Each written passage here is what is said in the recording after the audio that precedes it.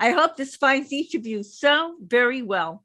I'm speaking to you from my studio in West Orange, New Jersey, delighted to welcome Claire Villareal, who is a Buddhist Dharma teacher with a focus on bringing Tibetan wisdom into modern life. Claire will be speaking to us today from Quebec. Claire began meditating in 1997 and has spent much time in both personal and group retreats since 1999. She has made trips to Thailand, India, and Nepal to study and meditate in traditional settings in those countries, with pilgrimages to Tibet. She earned her doctorate in religious studies from Rice University in Houston with a dissertation that explored contemplative ways of knowing and how they speak to the contemporary academic study of mysticism.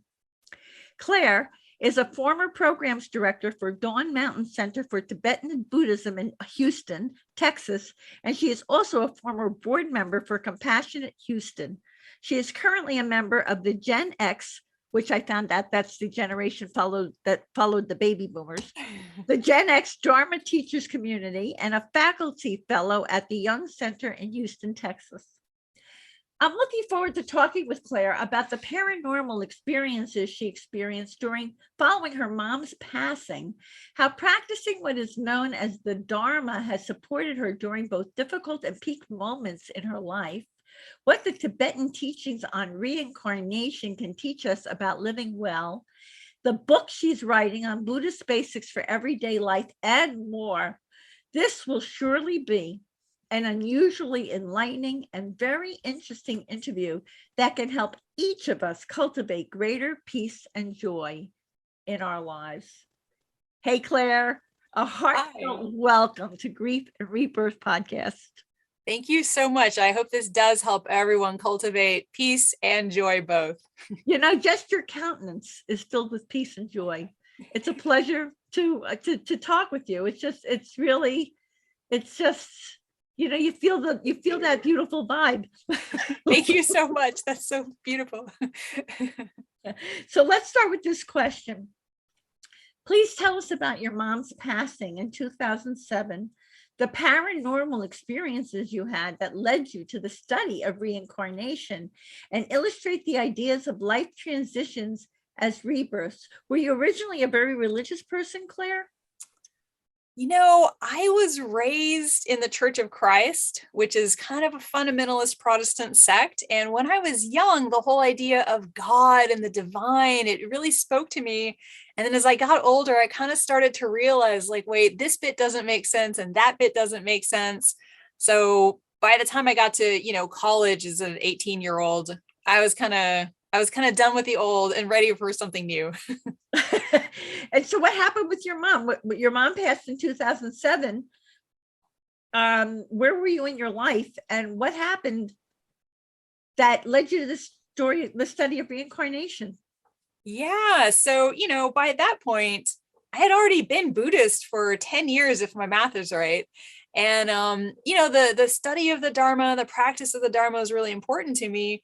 But I wouldn't say I believed in, reincarnation or really anything beyond the physical realm. I would have said I was agnostic about it, but really, I think I just didn't believe in it.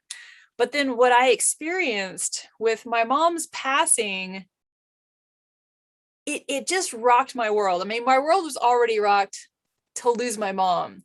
But then what I experienced the afternoon that she passed away, while she was passing away, I was focused on her, trying to support her. And, I just felt all this sadness. Now, how old were you at that time?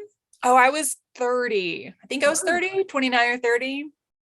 And so I walked outside from the room where she passed away later that afternoon. And what happened was just, it felt like somebody opened a door, and I felt her joy that she was fine. She was on the other side, which is not really other, maybe we can talk about that later. Well, let's talk about that because it's really right here. Yeah, exactly. Yeah, exactly. I think it was the first time I really got, a lot of these teachings about the afterlife are not about after. They're about who we are now. And we can get into that later. Yeah, but because it's so much fun, and it so applies to the world, to real life. Yeah, yeah. So, what I felt in that afternoon, you've probably heard the idea of a phantom limb where somebody's hand gets cut off, but they still feel sensations as if they had a hand. I felt like that happened to me, but spiritually, so all of a sudden I had gained like this sensory apparatus on the so-called other side. Like I felt aware of what she was going through as she left that life. Over the next weeks and months, I felt as though every now and then I would just get a flash of connection with her. And I would just get like this little glimpse into what her process was as she left behind that lifetime. What a blessing. Had you always been so sensitive to those things? Oh no, not that I know of. Maybe as a kid, but definitely this was the first time that I kind of had that form of sensitivity. And it blew my mind. It kind of freaked me out, if I'm being honest. I can relate. Yeah, but at the same time, what I felt was so real. And, I was able to distinguish it from my own imagination because it took me by surprise. I didn't expect to walk out and just get hit with a wave of someone else's experience. So that really was what kind of cracked the door open for me to begin to start questioning in the first place. Right. And so that led you to the study of reincarnation and the ideas of life transitions as rebirths, which we need to talk about also. And just for people who don't know, what do you mean when you refer to you were getting into the Dharma?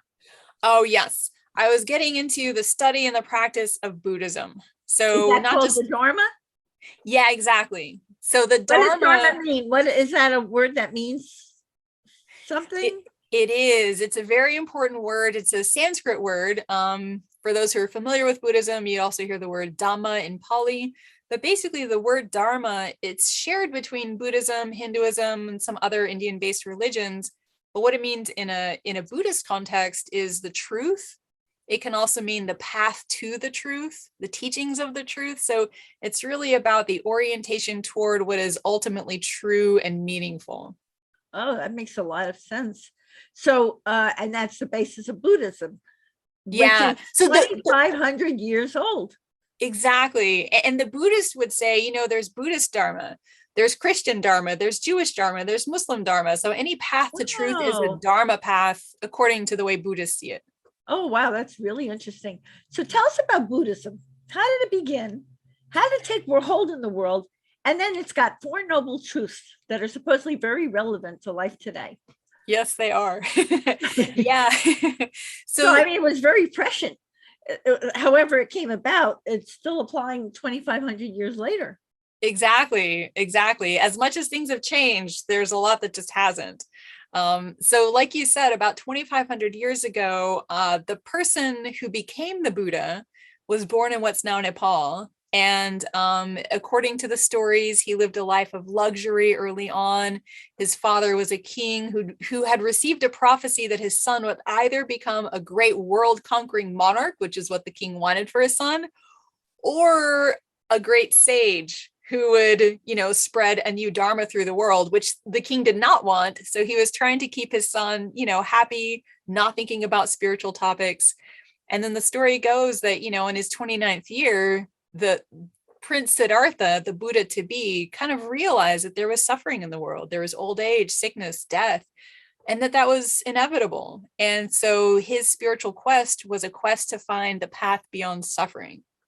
So the story goes that he, eventually wakes up to the nature of reality and begins teaching that. And that's what's now known as the Buddhist Dharma. And, there's a tremendous amount in those teachings, but the 4 noble truths that you mentioned are, first of all, this truth often gets translated life is suffering, but I think it's more accurate to say we're never going to get life exactly the way we want it. Until we wake up, we're always going to find something wrong with our lives and be trying to fix it. And then the second noble truth is there's a cause for that. There's a cause for suffering and unsatisfactoriness. And that is at the root of it, the fact that we make mistaken assumptions about the world. It's like if we had a map that didn't match the territory, where every now and then we're going to drive into a tree or drive off the road or something. the the third noble truth. I want to ask you what those mistaken assumptions are. Yeah. Well, that's the entire path, basically. Okay. That's the enlightened way, I guess. Yeah. Well, it's the fourth. So the third noble truth is that there is an end to all suffering. If there's a cause, if we stop creating the cause, the result eventually dies out. So there's an end to suffering. And the fourth noble truth is the path. So this is the path from where we are now to really uprooting our mistaken assumptions about the world and coming to see clearly, coming to see what's really happening in front of us. Can you give us an example of a mistaken assumption about the world? Oh, yeah. That people learn that they are conceiving things Yes. incorrectly according to the Buddhist way? Absolutely. So according to Buddhism, the earliest schools of Buddhism talk about three core teachings. The first one is impermanence. So basically it means each of us is constantly changing all the time. So every time I breathe in, I'm taking new molecules into my body. Every time I breathe out, there's molecules leaving. So I'm constantly changing, but the false assumption we have is that we're more or less the same from one day to the next. And that's why when something happens and we change drastically, or COVID happens and our whole world changes, it's so shocking because we expect everything to be the same. So that's the first of these really important characteristics. That makes a lot of sense, and people get really angry because they don't like change. But that is everything. It's the one thing that's constant is that everything changes. Exactly. In the Buddhist teachings, even Buddhism someday is going to fall apart and cease to exist because it's a conditioned system. So the second big thing, and this kind of follows on from the first one, is that we think who we are doesn't really change. We think there's a continuity to us. And again, because of impermanence, we're constantly changing. Every time we meet somebody, they change us a little bit. And not only that, but if you think about your body, we think of it as my body, but I can't control whether or not there's cancer in my body right now, or if I lose a limb, am I suddenly not me? So, we have these, again, mistaken assumptions about ourselves and everyone else around us that we're going to stay more or less the same. And that leads to the third characteristic of phenomena, which is that, again, we come back to the first noble truth that it's never quite satisfactory because we're assuming we're a different type of being than what we really are. We never are quite happy with ourselves. There's always 5 more pounds to lose, or the roots of our hair are growing out. We need to dye it again, or our vision's getting worse. We're always trying to tinker with the way things are. And we always think we're about to arrive in happiness, and we never quite arrive. Well, that's really interesting. Yeah. And there's something else in Buddhism called the Bardo states, and their teachings on the Bardo states. You want to enlighten us about that? Yes. So this is really something that the Tibetan Buddhist tradition spends a lot of time on. So you won't necessarily hear the word bardo in these other traditions of Buddhism, but what it means, it's a Tibetan word that just means in between. And at the most fundamental teaching, or at the most fundamental level, the teaching of the Bardo states is that really every single moment of our lives is in between past and future. This very moment is the one time that's real. It's the one time that we have. And in a larger perspective, so that's moment by moment, a teaching on the Bardo states. In the larger perspective, you could say one day is the time between when the sun rises and when it sets. So there's all these sort of times in between one thing and another. And in the context of death and rebirth, which Tibetan Buddhism takes literally, what the Bardo states mean is that I describe them as 4 Bardo states. Different traditions talk about different numbers, but you can break them down into 4. There's the Bardo of this life, which begins when we're born and it ends when we start dying.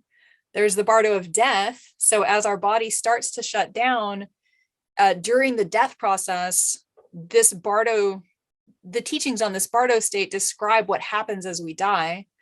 There's the Bardo of clear light, which is the moment when all of our conventional sense of self, our conventional identity is completely gone, and only what Buddhists call our Buddha nature is left. Is that our soul? Is that our when our soul leaves our body? Would that be considered that? Or that's it depends on what you mean by soul. So Buddhism doesn't talk about soul so much as mind. And at the most subtle level, our mind is clarity, it's luminosity. There's really no word for it, but it's that aspect of us that is sacred and connected to what's sacred. So we experience that fully. And then after that Bardo state comes the in-between period. So we've completed the death process, but we haven't been born yet. And there's this interesting state in between where we're kind of letting go of one life and we're getting ready to go to the next, but it's possible for anything to happen in that state. So it's called the Bardo of becoming. Wow. That must, are there like records of people who have channeled what happened to them in those Bardo states? That would be really interesting. It is. And there are also, each of those states is related to different meditative practices and things like that. So you're basically practicing the whole process of death and rebirth, and people have, experiences doing those meditations as well. Wow. And tell me about this, with this Buddhist concept of Dharma, which is clear seeing. How has that supported you? You've had difficult times and peak periods in your life. I can't even get over that. How would you like to tell? How has that helped you with your life? Yeah. Through? Well, if I think about the period when my mom was sick and we knew she was going to die, but it just kind of stayed on the horizon for, a couple of years. For me, the teachings from the Buddhist tradition, specifically about impermanence, were really helpful because I think our culture often says, if you're sick, when you die, if only you had, eaten better or exercised better or meditated more, you could have prevented these things. And Buddhism says, no, you can't. We're all going to get old. We're all going to get sick and we're all going to die. And I found it very comforting to have just that like super grounded perspective on reality, that we can do our best and we should do our best, but some things are inevitable. Right. It takes you out of the dream or the fantasy or the, I recently had a conversation with someone and I wanted to say how in my mind, how important it was to be conscious until the day that you die. And this woman jumped up and she said, don't talk to me about dying. And I was like, I was like, why, that's not going to happen to you. Exactly. Even me, like I've spent all this time meditating on impermanence. I've lost my mom, other important people in my life have died. I still sometimes find myself saying, if I die, I'm going to die. It's 100% sure. Yeah, it's like more important, like what's the legacy you're going to leave while you're here? Exactly. Okay. And what about your peak moments? How's it helped you with like great times in your life? How's that colored your experience? Yeah, well, first of all, I think some of the peak moments of my life really have happened, on meditation retreats or because of practice, because of having access to these real states of like peace or stillness or love. And I think what practice does is it clears away the obstacles to those peak moments. But also you can really feel them and enjoy them without anything blocking the way to them, I guess. Right? Yeah. And I think it makes it more likely that any moment might become a peak moment, that you notice the sunset and you just take that like half second to appreciate it, or all these little things in our life that it's so easy to skip by them, but they can like bring us so much joy if we let them. Yeah, that's wonderful. Now, there's a process, I understand, that helps our intention regarding who we want to be in our next phase of life. We get to choose that? You mean I chose this whole thing? And what do the Tibetan teachings on reincarnation teach us about living well? And what do they define as living well? Yeah. So I want to just underscore here that the Tibetan teachings on dying are teachings for living too. None of this is just about the death process. To me, what's really mind-blowing about these teachings is that if you take, for instance, the Bardo state in which we fully realize our true nature as beings of light. Well, if that's true when we die, it's true right now. And, so these teachings, they offer us, if we're practicing to die, what we're really doing is living well. Because we're reflecting on what's important. We're reflecting on, what am I doing with my time today? Who do I care about?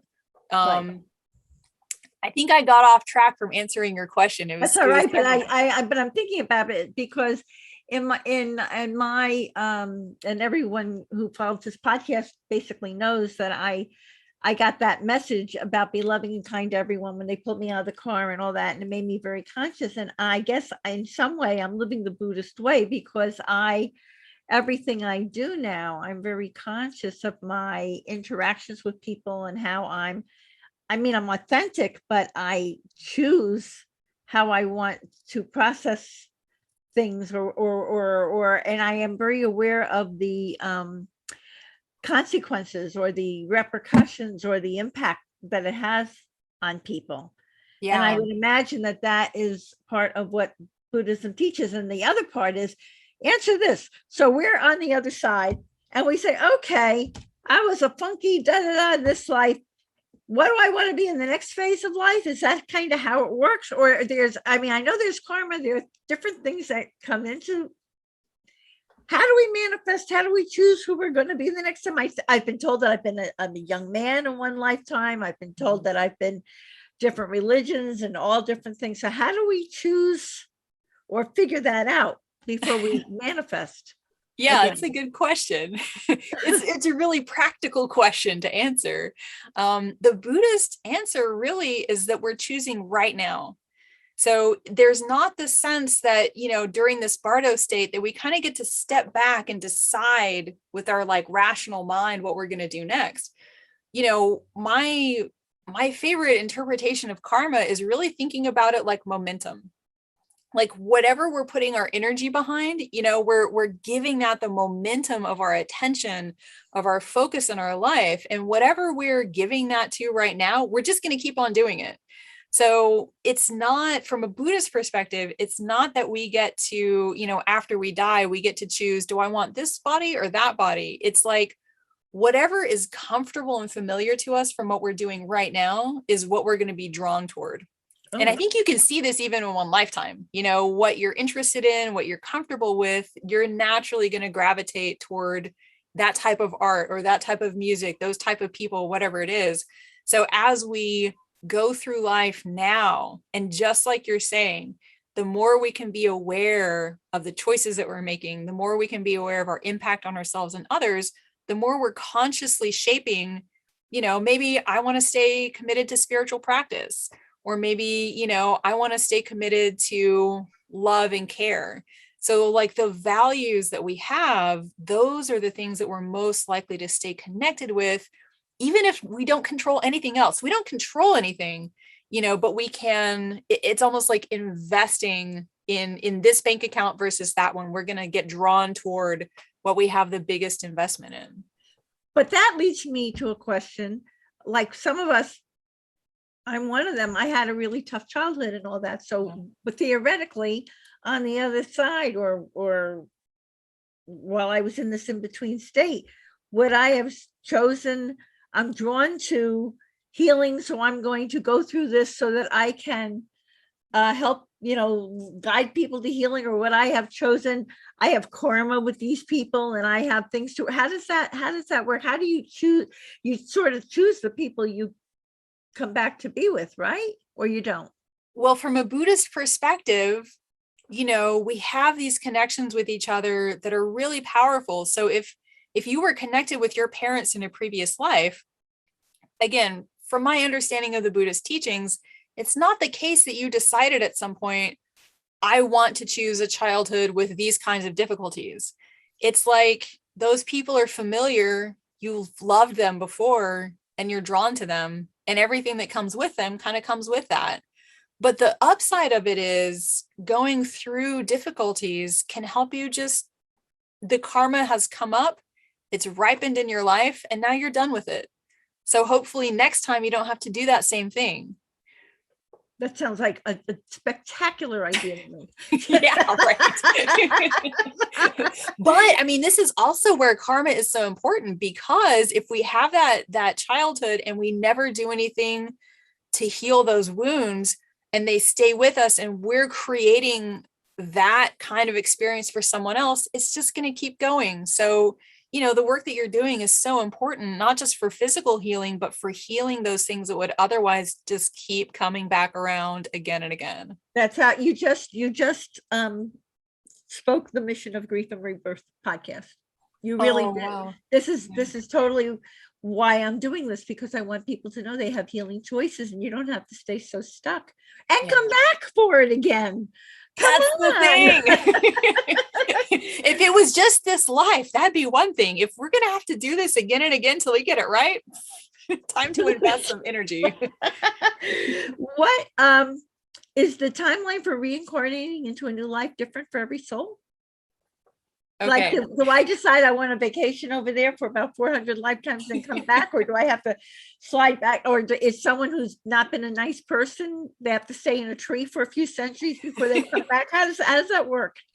Yeah, well, okay, there's different ways to answer this question. So the first thing is, as a general rule, the Tibetan tradition says it takes about 49 days from the time someone dies until the time they're reborn. Really? But it could be less or more. And the other thing is, in the Buddhist tradition, there's not just rebirth as a human. So say that you had a difficult time of it this time, but you cleared out a lot of that karma. You've really done a lot of purification, and you're just drawn to like rest for a while. There are heavenly realms, so if you have the karma for that, maybe that's where you would take birth. Or, there's 49 days of human time. That doesn't mean it's 49 days of experiential time for some other realm. So maybe that time for you feels like forever, and it gives you an opportunity to kind of resolve some things, let go of things, get ready to move on. There are also stories about people who don't realize they're dead, and don't move on. And, so you might say that person kind of took rebirth as what we might call in the West a ghost or something, that's just somebody kind of stuck. Right. So I think it really varies, but for the 49 days after someone dies, people will do practices for them to try and help them through that bardo state. And they'll do as much as possible to really support them, energetically. But like when a medium contacts a person on the other side, they could have reincarnated, but they're contacting the essence of who they are that's still on the other side. Is that correct? Have I got that right? That would be my interpretation. There's not a strong tradition of mediumship that I'm aware of, like in Buddhist cultures. There's a lot of divination and things like that, but often people are, contacting, other types of beings. What I find plausible personally is kind of modeled on Chinese and African beliefs that there's a part of us that when we die is just dead. Our body is just dead. There's another part of us that can go on to become an ancestor, or, to somehow stay with the people we love. And there might be another part still that actually reincarnates into a new body. I think it depends on how you understand time. And there's no real time on the other side, right? Well, I mean, again, I think it's hard for us to even understand with our ordinary minds, but my sense of things is, we experience time in a linear way because of our brains, because of the type of organisms we are, but I don't think that's the only way time goes. Tibetan Buddhism talks about, there's this word, ye, which means like primordial, like from the beginning, like a realm without time, basically. So I think it makes sense. For instance, when my mom died, she had all this love for her children and her family. I think there's some kind of echo of that gets left behind. And maybe she did go on to reincarnate, or maybe she's done. Maybe she like woke up to the nature of reality and doesn't have to come back anymore in a powerless way. Right, so, right. I don't have like one answer, but I think it's a really interesting question. Yeah, no, because we talk to so many people, and I hear a lot about the part of the soul that is on the other side, but that we can reincarnate. And even if someone you love has reincarnated, you can still connect with them and all of that kind of thing. So tell us about the Buddhist path to an enlightened awakening. Yeah. So, some people, I think, through suffering or through their lives, just kind of accidentally have awakenings. But the Buddhists, yeah, exactly. And, often if it comes through loss or grief, you didn't choose that. So the Buddhist path kind of presents a way of gradually letting go, you might say. So if you're familiar with Buddhism, you might have heard about what's called the Noble Eightfold Path. It's a set of 8 teachings to help us, progress from here to awakened existence. But basically, they fall into 3 categories. There's wisdom or awakening. There's ethics or morality. And then there's concentration or meditation, how we focus our mind to really be aware, to allow us to develop the wisdom and develop our ethical behavior. And the idea is, the Buddha's teachings are there to help us begin to question our assumptions about the world. But we have to walk the path. We have to do the meditations. We have to, do the study and begin to understand the world differently. And that's really the goal of Buddhist practice, whether it's Zen or Tibetan or Theravadan, whatever it is, there's all these different techniques for helping us wake up. Interesting. And you're writing a book on Buddhist basics for everyday life? I am. I'm actually working at the moment on a book about the Four Noble Truths. So I think it's going to be called The Buddhist Path to Joy. If anyone have you back on to talk about that, I would love to. And I do have another book kind of in the works about really the 3 characteristics I talked to you about, how we can understand the world. So yeah, hopefully before too long, they'll be out. I'm sure you're super busy. Yeah. And for people who are struggling with it or really don't know why it's important or what it is, could you talk to us, please, about meditation and how it can become a powerful method for cultivating peace and happiness? In addition, tell us about some of the common meditation styles, and is there one that you favor? And I have even one more question with that. Can anyone meditate, even those with busy minds and they can't sit still? So just give us the whole picture about meditation, because there's so many different styles and different philosophies about it. And yes. So I would say, in answer to your first and your third question, really the heart of meditation isn't like a certain posture or like looking super peaceful from the outside. The heart of meditation is you're connecting with your own mind, because we spend a lot of time, trying not to feel certain things, falling into certain storylines. So you don't even have to stand still to be meditating. There's walking meditation. There's even lying down meditation. But really the heart of meditation is bringing together 2 qualities. There's resting the mind, settling the mind, and there's beginning to see into our patterns of mental behavior. So like you're watching your thoughts, basically.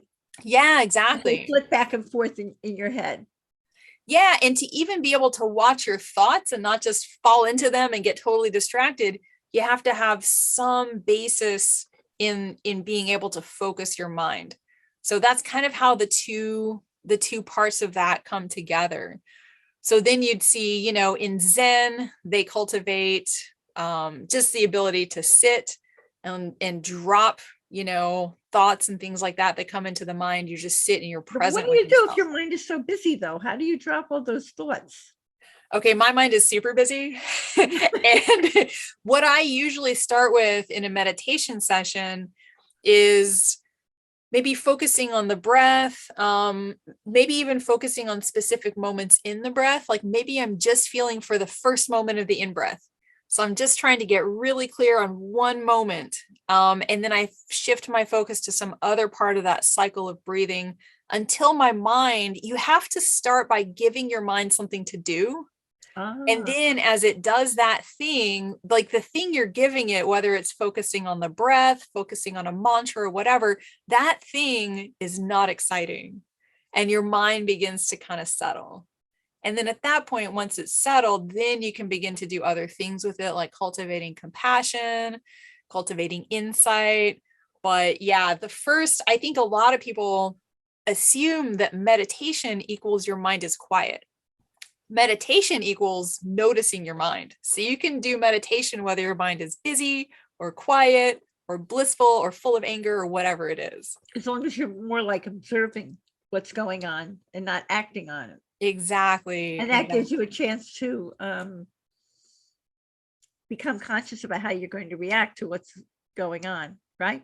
Exactly. That's what gives you an actual choice as you go through your life, instead of just doing the same things you've always done that have gotten you to here, to doing things without choice and control. And when it comes to the importance of healing our spirits, please explain why the spiritual path requires letting go of what we love and even who we think we are. That's a tough thing to think, to contemplate, to grow into our full potential. Yeah. Well, from a Buddhist perspective, in this tradition, we talk about conventional truth and ultimate truth. And the conventional truth of who we are is, my height and my weight and my skin tone and, whether my hair looks crazy today or not. And there's all this stuff that goes into my sense of who I am. But all of that is on the conventional side. And these two are not actually separate, but, if you're a beginner, it's more helpful to think of them separately. Right. And the ultimate truth of who I am, again, is this luminosity and wisdom and awakeness that really no words can adequately describe, but we call it Buddha nature. It's really like your body is your vehicle, but that's not all you are. Is that? Yeah. We get like hypnotized. We get sucked into this, the physical aspect of reality, or even the emotional or mental aspect. And we forget that beneath all of that is a spiritual foundation. So if we never let go of who we think we are, we're never going to arrive in who we really are. Again, coming back to, Buddhism as describing how we misunderstand the world, it feels like we're giving up who we are, but we're not giving up anything that's not going to die at the end of this lifetime. So how can that be our true nature? Oh, that's fascinating. It's actually very freeing if you're not as attached to, you're in your life, you're doing your thing, but you're not as attached to all of that. There's so much more. Exactly. It makes sense to me.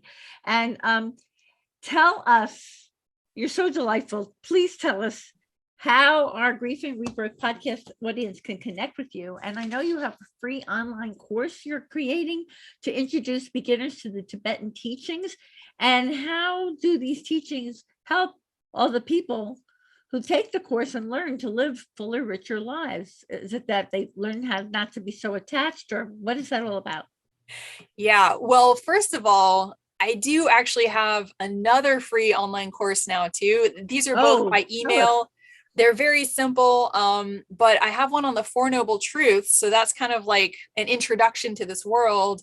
And then there's also one on the Bardo states. So that's an introduction to this whole way of thinking about life cyclically. And also, we're not just thinking about reincarnation literally. There's also within our lifetimes, we go through these big transitions, and it is like a death and rebirth process within this life. So, that course is intended to help people, like, to put a narrative framework around the transitions that we experience, because if you just lost somebody, it's really hard. But for me anyway, if I can understand, like, when my mom died, there was a version of me that died too, but now I get to choose who I want to be next. That feels empowering to me. So the point of this course really is to help people understand the process of transitions, If they want to prepare for their own death, that's like bonus, but at the very least, it's there to help people understand and make the most of transitions in this lifetime too. I think it might help them to accept themselves more and to give themselves permission to move forward. Yeah, I think exactly what you're saying, the moving forward part. I think in our culture, we love fresh starts, but we don't like leaving behind the old. We don't like having to say that is over. There was a death and I mourn it. And the mourning and the grieving helps you actually move on. And I think that's what's helpful for me about understanding transitions in terms of these Bardo states. Like, yes, there was a death. I feel it's natural that I would feel grief. But if I don't allow myself to feel that, I'll never get to the moving on stage. But in the meantime, while you're feeling it, you're conscious of the fact that you will eventually be moving on, and that it's a process. Yeah, exactly. Instead of sitting there in the grief. It makes total sense. Yeah. And Claire, what is your tip for finding joy in this life? I love Claire this question. Tip. Yeah. I think if I'm being honest, my tip for finding joy is to notice what blocks joy. I think so often there are things we could do, but there's something in us that as soon as we start to expand into that like vast, joyous state, it holds us back. For me, often that's anxiety, so something new and I get excited. And then there's something that says, oh, no, here's all the reasons you shouldn't do that. And like you go into fear a little bit. Yeah. So, I think the more you can recognize what's actually blocking joy, the more you can release into it as well. Bottom line is heal your stuff, everybody, so you can get those blocks out of the way. You can experience that joy. Exactly. Claire, I just love how Buddhism diagnoses the human condition and offers practical solutions for letting go of dissatisfaction and more to live well in our fast-paced world. Who wouldn't want to know a path towards a richer, fuller, happier, and more compassionate life? Thank you from my heart for this thought-provoking interview and for the work you do to enlighten people and inspire them to begin to awaken to peace and to joy. And here's a reminder, everyone, that you can see the show notes and all Grief and Rebirth podcast episodes on ireneweinberg.com. And make sure to follow us and like us on social at Irene S. Weinberg on Instagram, Facebook, Twitter, and YouTube. As I like to say, to be continued. Many blessings and bye for now.